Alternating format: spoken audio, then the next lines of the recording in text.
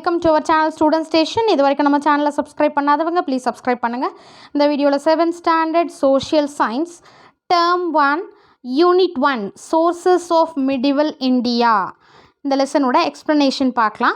Sources of medieval India, மிடிவல் இந்தியாவை பற்றின தகவல்கள் என்னென்னலாம் நமக்கு கிடைச்சது. சோர்சஸ் அதாவது ப்ரூஃபா, எவிடென்ஸா. சோர்சஸ் அப்படின்றது அந்த டைமில் வந்து ஓகே மிடிவல் இந்தியா பீரியடில் இப்படி இருந்தாங்க அப்படின்றதுக்கான ஆதாரங்கள், ப்ரூஃப், எவிடென்ஸா. அண்ட் தென் சோர்சஸ், எவிடென்சஸ் சொல்லலாம் இல்லையா. So introduction. The periods from AD means Anno Domini, CE இல்லைனா யூஸ் பண்ணலாம் காமன் இரா, கிறிஸ்டியன் இரா. அந்த காலத்தில் இந்த டைம் ஆஃப் லார்டுன்ற மாதிரி மீனிங் வரும். AD 700 to 1200 and from AD 1200 to 1700 are classified as early medieval and later medieval periods. ஓகேங்களா. 700லேருந்து 1200ம் அடுத்து 1200லேருந்து 1700 அந்த பீரியடை வந்து ஏர்லி மிடிவலும் அண்ட் லேட்டர் மிடிவல் பீரியட்ஸ்னு சொல்லுவாங்க இந்தியன் ஹிஸ்ட்ரியில். Numerous and varied sources are fortunately available to the historians engaging in the study of medieval India. Added to the information that can be gleaned from inscriptions, monuments and coins or the accounts left by Arab, Persian and Turkish chroniclers. So இந்த medieval பீரியடில் வாழ்ந்த அந்த ஹிஸ்டாரியன்ஸை பற்றி தெரிஞ்சுக்கிறதுக்கு நிறைய information வந்து எப்படி கிடச்சிருக்குன்னா நிறைய சான்று இருக்குது. என்னென்னா இன்ஃபர்மேஷன் எப்படின்னா இன்ஸ்கிரிப்ஷன்ஸ் கல்வெட்டாகவும், மான்யூமெண்ட்ஸ் கல்வெட்டாகவும், அடுத்து பட்டயங்கள்ன்ற மாதிரி சொல்லுவாங்க இல்லையா அந்த மாதிரி, அடுத்து நாணயங்கள் are the accounts left by யாரால் விட்டு போக முடிஞ்சதுன்னா அரேபியர், okay, Persian, next Turkey chroniclers. அடுத்தது பார்த்தீங்கன்னா அவங்களுடைய இந்த டர்க்கி க்ரானிக்லர்ஸ்னால் அவங்களுடைய வரலாற்று தொகுப்பாளர்கள்ன்ற மாதிரி சொல்லுவாங்க. டர்க்கிஷ் க்ரானிக்லர்ஸ் இவங்க விட்டு போனதெல்லாம் வந்து இருக்குது நமக்கு மிடிவல் பீரியடில் இருந்தாங்கன்னு. These accounts are rich in detail and have given first hand information on the life of kings though they provide very little information on the life of the common people. இந்த accounts வந்து நிறைய டீட்டெயில்ஸை வச்சுருக்கு. என்னென்னா நிறைய information யாரை பற்றினா கிங்கை பற்றி, அந்த நாட்டை ஆண்ட அப்போ இருந்த அரசர்கள் பற்றின டீட்டெயில்ஸ் வந்து அதிகமாக இருக்குது. பட் கொஞ்சம் தான் இருக்குது எந்த காமன் பீப்புள், நம்ம மனுஷங்களுடைய நார்மல் பீப்புளோட இன்ஃபர்மேஷன் வந்து கம்மியாக இருக்குது. ஆனால் வந்து அரசர்களுடைய இன்ஃபர்மேஷன் அதிகமாக இருக்குது. The opinions of the courtiers and chroniclers are often one-sided, written in hyperbolic language, exaggerating the king's achievements. Let us now explore the various sources available for the study of the history of medieval India. So அந்த opinion of the கோர்ட்டியர்ஸ்னும் போது அந்த அரசவையில் இருந்தவங்களுடைய opinions, கருத்துக்களும், அதே மாதிரி இப்போ நம்ம அந்த வரலாற்று தொகுப்பு பண்ணுறாங்க இல்லையா அவங்களுடைய கருத்தும் வந்து ஒன் சைடு, ஒரு பட்சமாக தான் இருக்கும். ஹைப்பர்போலிக் லாங்குவேஜ்னும் போது நீங்கள் ஹைப்பர்போல் இங்கிலீஷில் படிச்சிருப்பீங்க இல்லையா, ஹைப்பர்போல் அவங்கள உயர்ந்து சொல்கிற மாதிரி தான் இருக்கும். எக்ஸாஜரேட்டிங் த கிங்ஸ் அச்சீவ்மெண்ட்ஸ், அவங்களுடைய அச்சீவ்மெண்ட்ஸை ரொம்ப உயர்த்தி சொல்கிற மாதிரி தான் இருக்கும். இப்போ பார்க்கலாம் என்னெல்லாம் வந்து சோர்சஸ் நமக்கு கிடைச்சிருக்கு ஹிஸ்ட்ரி ஆஃப் மிடிவல் இந்தியா. அது okay. Do you know the famous words of Khafi Khan, a courtier of emperor Aurangzeb. Aurangzeb காலத்தில் இருந்த யார்? காஃபி கான். அந்த காலத்தில் இருந்த புகழ்பெற்ற அறிஞர் யார் உங்களுக்கு தெரியுமா? He says it is the duty of an historian to be faithful, to have no hope of profit, no fear of injury, to show no partiality on one side or animosity on the other, to know no difference between friend and stranger, and to write nothing but with sincerity. So Aurangzeb அவருடைய வார்த்தைகள். அவர் என்ன சொன்னார்னா ரொம்ப ஃபெய்த்ஃபுல்லாக, விசுவாசம் உள்ளவங்களா, நேர்மையாக இருந்தான்னா நம்ம வந்து ப்ராஃபிட்டெல்லாம் லாபம்லாம் பார்க்க மாட்டோம். ஓகேங்களா. லாபம் தான் வரணுன்ற மாதிரி ரொம்ப நம்பிக்கை இருக்காது. நோ ஃபியர் ஆஃப் இன்ஜுரி, ஆபத்துக்கெலாம் வந்து நம்ம வந்து பயப்பட மாட்டோம். To show no partiality on one side, so ஒரு பட்சமாக நம்ம இருக்க மாட்டோம். நோ பார்ஷியாலிட்டினா வந்து இவங்களை எனக்கு ரொம்ப பிடிக்கும், இவங்களை பிடிக்காது, அந்த மாதிரி ஒரு தலைபட்சமாக இருக்க மாட்டாங்க. Or animosity on the other, இன்னொரு பக்கம் வந்து வெறுப்பு காட்டுற மாதிரிலாம் இருக்க மாட்டாங்க. To know no difference between friend and stranger. நண்பருக்கும் மற்றவங்களுக்கும் கூட, அதாவது ஸ்ட்ரேஞ்சர்னா அன்னோன் பர்சன், ஸோ அவங்களுக்கு கூட வேற்றுமை பார்க்கக்கூடாது, டிஃப்ரென்ஸ் பார்க்கக்கூடாது. And to write nothing but with sincerity. So நேர்மையோடு எழுதணும், இதுதான் வந்து ஒரு வரலாறு ஆசிரியரோட கடமை அப்படின்ட்டு அவர் சொல்லியிருக்காராம். எப்படி இருக்கணும், ஒரு வரலாறு ஆசிரியர் எப்படி இருக்கணுன்றத இவர் சொல்லியிருக்கிறார். யார்? அவுரங்கசீப் அவையில் இருந்த அந்த எம்பரர் அவுரங்கசீப் பீரியடில் இருந்த காஃபி கான். ஓகேவா? இந்த மாதிரி ஒரு வரலாற்று ஆசிரியர் எப்படி இருக்கணும்னா இந்த மாதிரி பாரபட்சம் இல்லாமல் ஈக்குவலாக பார்க்கணும் அப்படின்ற மாதிரி. Sources are the supporting materials, documents or records in the form of evidence that help to reconstruct the past. சோர்சஸ் அப்படின்றது சான்றுகள்னு சொல்லலாம். இதுக்கான சான்று, இதுக்கான எவிடன்ஸ், இதுக்கான ஆதாரங்கள்.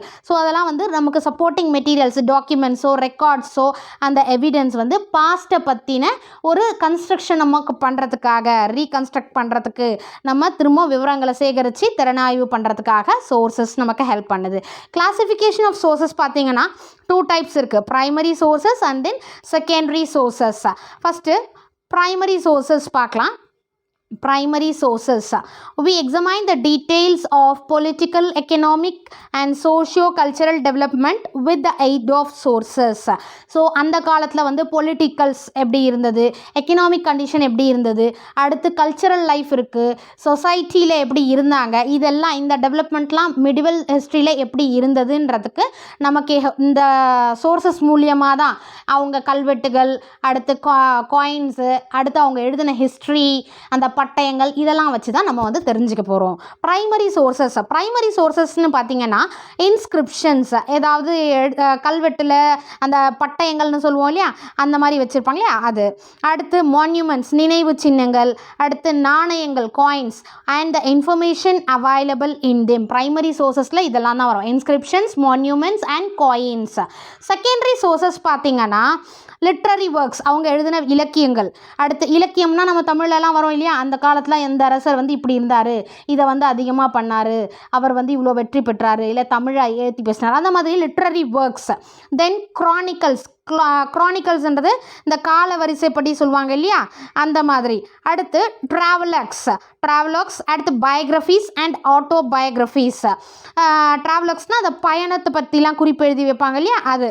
பயோகிராஃபின்றது என்ன, வாழ்க்கை வரலாறு. ஆட்டோபயோகிராஃபினா சுயசரிதை, தன்னை பற்றியே எழுதுறது. ஸோ இதெல்லாம் வந்து செகண்டரி சோர்சஸ். ஓகேவா? ப்ரைமரி சோர்சஸ் பார்த்தீங்கன்னா இன்ஸ்கிரிப்ஷன்ஸ், மான்யூமெண்ட்ஸ் அண்ட் காயின்ஸ்.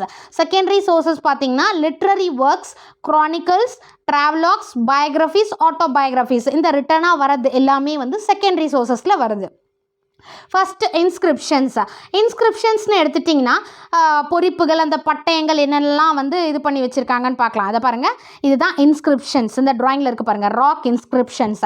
இன்னும் கூட சில கோவில்கள்லாம் பார்த்தீங்கன்னா அந்த கல்லுலே வந்து அவங்க எழுதி வச்சுருப்பாங்க. ஸோ இதெல்லாம் inscriptions are writings engraved on solid surfaces such as rocks, stones, temple walls and metals. Especially டெம்பிள்லாம் நீங்கள் இன்னமும் பார்க்கலாம். நிறைய ஈவன் நீங்கள் திருப்பதி எக்ஸாம்பிள் எடுத்திங்கன்னா, திருப்பதி டெம்பிளில் அந்த ஸ்டெப்ஸில் இறங்கி வரும்போதே நீங்கள் அதில் எழுதியிருப்பாங்க. ஸோ இன்ஸ்கிரிப்ஷன்றது ஒரு ரைட்டிங் மெத்தட், எழுதியிருக்கிறாங்க. engraved on solid surfaces such as rocks, stones, temple walls and metals. ஒரு மெட்டல்ஸ், உலோகங்கள்லையோ இல்லை ஒரு பாறைகள்லையோ கற்கள்லையோ இல்லை அந்த டெம்பிள் கோவிலோட அந்த சுவர்லலாம் எழுதி வைக்கிறது தான் வந்து inscription. The kings royal decrees, dedications and donations, monuments raised in commemoration of victories in wars, those built in memory of deceased warriors contain rich information about the concerned era. So அவங்க அரசர் பிறப்பித்த ஏதாவது ஒரு ஆணையை பிறப்பிச்சிருப்பாங்க இல்லையா, அதுக்கடுத்து அவங்க கொடுத்த கொடைகள், இப்போலாம் வந்து இதை இவங்க வந்து கொடுத்தாங்க, டொனேஷன் கொடுத்தாங்கன்னா அவங்க நேம் எழுதுகிறாங்களே, அந்த மாதிரி அந்த காலத்தில் இந்த அரசர் வந்து இதை கொடுத்தாரு. ஸோ அந்த மாதிரி டொனேஷன் கொடுத்ததோ, அதுக்கு நினைவு சின்னங்களாக அதில் வந்து எழுதி வைக்கிறது அந்த இன்ஸ்கிரிப்ஷனில். அப்புறம் அந்த போரில் ஏதாவது வெற்றி பெற்றாங்கன்னா அதுக்கு நினைவாக வந்து அந்த போரில் மடிஞ்ச வீரர்களை பற்றி எழுதுறது. அந்த மெமரி ஆஃப் டிசீஸ்டு வேரியர்ஸ்ன்னு வந்து அந்த போரில் வந்து இறந்துருவாங்க இல்லையா, வீரப்போரில் வந்து மரணமானவங்கள அவங்கள பற்றி எழுதுறது. அந்த மாதிரிலாம் கட்டம் குறித்த நிறைய செய்திலாம் வந்து நிறைய நியூஸ் எல்லாம் அதில் இருக்குது. Copper plate grants which were treated as legal documents have significant source value.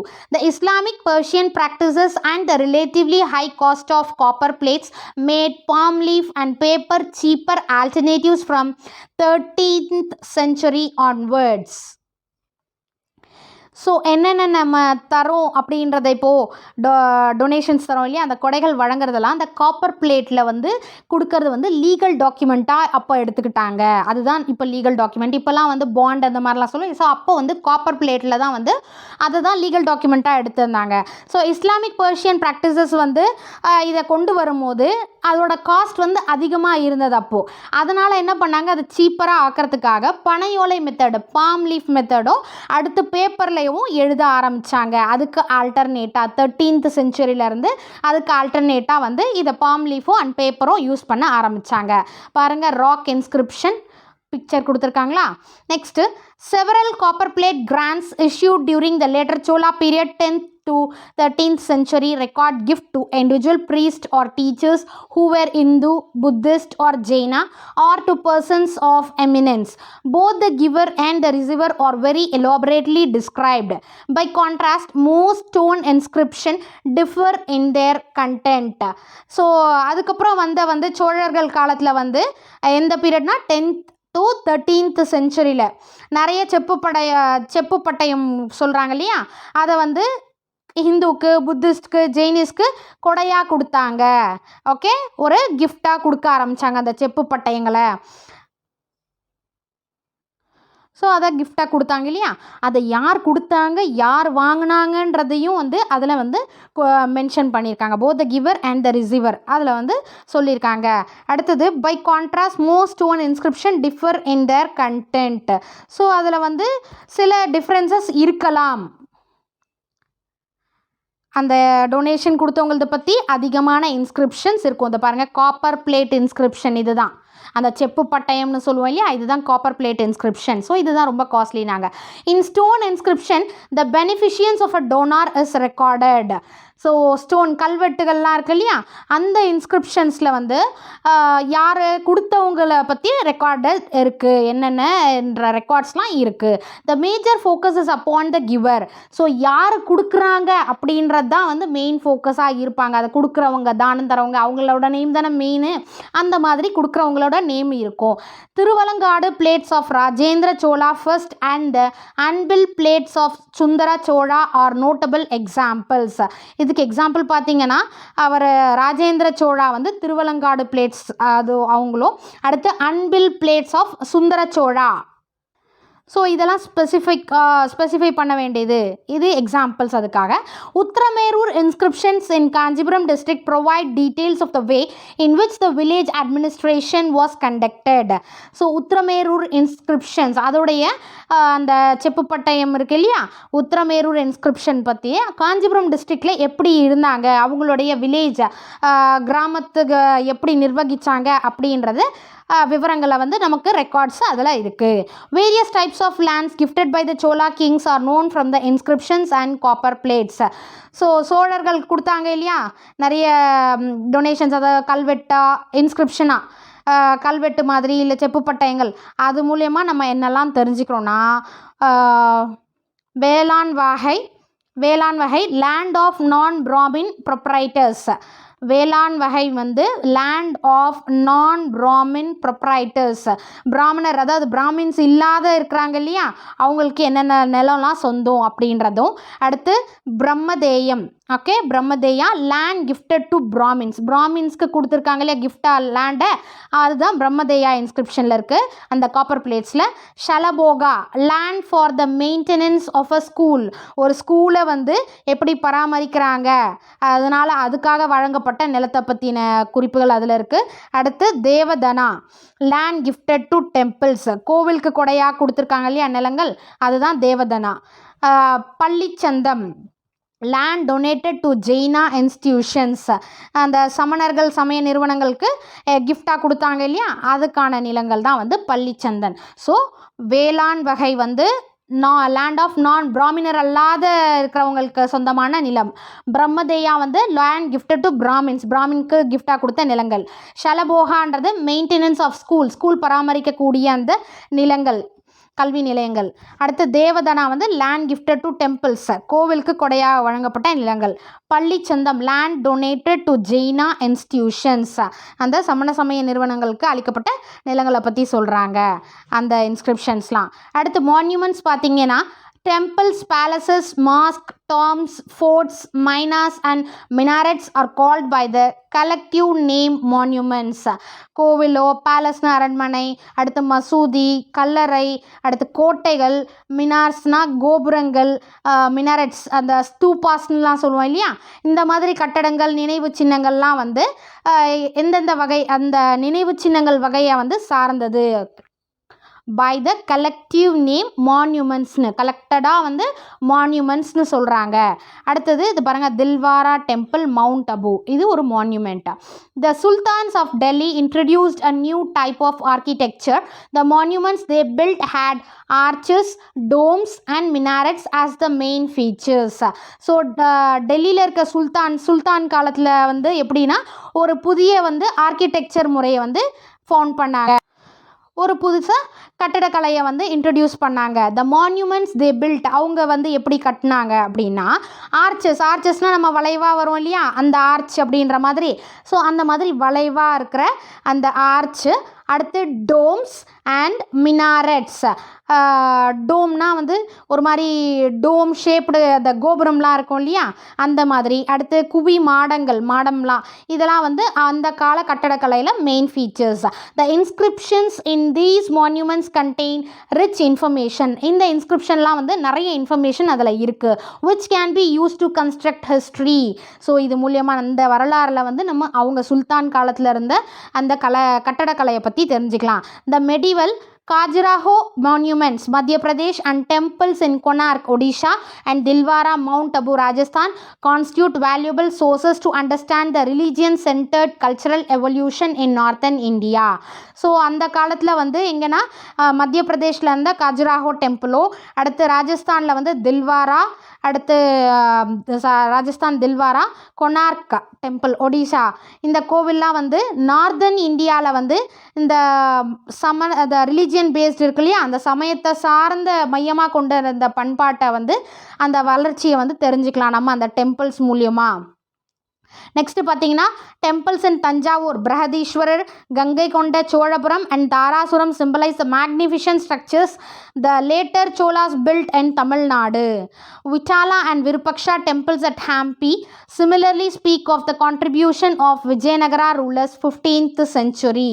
இப்போ பார்த்தீங்கன்னா தஞ்சாவூரில் இந்த பிரகதீஸ்வரர் டெம்பிள் இருக்கு இல்லையா, அடுத்து கங்கை கொண்ட சோழபுரம், தாராசுரம், இந்த இடத்துல இருக்கிற லேட்டர் சோலாஸ் பீரியடில் இருந்த கோவில்லாம் வந்து பிரம்மாண்டமாக இருக்குது, ரொம்ப பிரம்மாண்டமாக இருக்குது. அதுக்கான எக்ஸாம்பிளாக இருக்குது, எப்படியெல்லாம் கட்டியிருக்காங்க பாருங்கள் அப்படின்ற மாதிரி. அதே மாதிரி ஹம்பி, வித்தாலா, அடுத்து விருப்பக்ஷா கோவில்லாம் வந்து விஜயநகரர் பீரியட்ஸில் கட்டினது. அதை வந்து நம்ம வந்து 15th சென்ச்சுரியில் நம்ம இந்த கான்ட்ரிபியூஷன்ஸ் அந்த டெம்பிள்ஸ் மூலியமாக குவத் உல் இஸ்லாம் மஸ்ஜித், மோத்கி மஸ்ஜித், ஜம்மா மஸ்ஜித், ஃபதேபூர் சிக்ரி தர்கா all in and around Delhi and Charminar, Hyderabad are the important mosque belonging to the medieval times. So இடைக்காலத்தில் medieval timesல எதெல்லாம் வந்து முக்கியமான மசூதியாக விளங்குச்சு அப்படின்னா மோத்கி மஸ்ஜித், அடுத்து ஜம்மா மஸ்ஜித், ஃபதேபூர் சிக்ரி தர்கா அண்ட் சார்மினார். ஓகேவா, இந்த மசூதியெல்லாம் வந்து medieval timesல இருந்தது ஃபேமஸாக. அடுத்தது பார்த்தீங்கன்னா The forts of historical importance are Agra Fort, Chittoor Fort, Gwalior Fort and Delhi Red Fort, as well as the fort of Daulatabad and Firoz Shah Kotla. So fort, இந்த கோட்டைகள்லாம் வந்து ரொம்ப பெருசாக இருந்தது இல்லையா, நல்ல அழகாக இருந்தது. என்னென்னா ஆக்ரா ஃபோர்ட்டு, சித்தூர் ஃபோர்ட்டு, இதெல்லாம் வந்து ரொம்ப வரலாற்று இன்ஸ்கிரிப்ஷன்ஸில் வரலாற்றில் இடம்பெற்றுள்ள இந்த ஃபோர்ட்டு. அதே மாதிரி பேலசஸ் பார்த்தீங்கன்னா Jaipur palace, Jaisalmer and Jodhpur signify the greatness of the Rajput dynasty. So இது என்ன பண்ணுதுன்னா இந்த பேலசஸ் எல்லாமே வந்து ராஜ்புட் டைனாசிட்டியோட அவங்களுடைய கிரேட்னஸ் அதிகப்படியாக எப்படி பண்ணியிருக்காங்க அப்படின்றதுக்கு ஒரு அடையாளமாக இருக்குது. Rajput dynasty that wielded enormous power from these places. அடுத்து பார்த்தீங்கன்னா குதுப் மினார் அண்ட் அலை Darwaza, the tombs of Iltutmish, Balban and all the Mughal rulers are the other prominent structures recognized as a valuable sources of information. Cities in ruins such as Firozabad and Tughlaqabad in North India and Hampi in South India remain rich repositories of the history of medieval India. So first என்ன பார்த்தோம், மசூதியை பார்த்தோம். அதுக்கு அடுத்தது பார்த்திங்கன்னா இங்கே வந்து கோட்டையை பார்த்தோம். கோட்டைக்கு அடுத்தது பேலஸை பார்த்தோம். அடுத்தது என்னதுன்னா இங்கே இருக்குது குதுப் மினார். ஓகேவா, டாம்ஸ் கல்லறைகள். இந்த கல்லறைகள் முகலாயர் காலத்தில் இருக்கிற இந்த கல்லறைகளும் சிறப்பு மிக்கதாக இருந்தது. எந்தெந்தனா குதுப் மினார், அலை தர்வாசா இதெல்லாம். அடுத்தது cities in ruins such as Firozabad. So பாழடைஞ்ச நகரங்கள் எதுனா ஃபிரோசாபாத், துக்லகாபாத், இது நார்த் இந்தியாவில். இதுவும் வந்து எதுவாக இருந்ததுன்னா ரொம்ப வரலாற்று சிறப்பு மிக்கமாக அந்த கருவூலமாக இருந்தது. எப்போனா மெடிவல் இந்தியாவில். அடுத்து காயின்ஸ் பார்க்கலாம் நெக்ஸ்ட் வீடியோவில். Thank you for your support. Thanks for வாட்சிங்.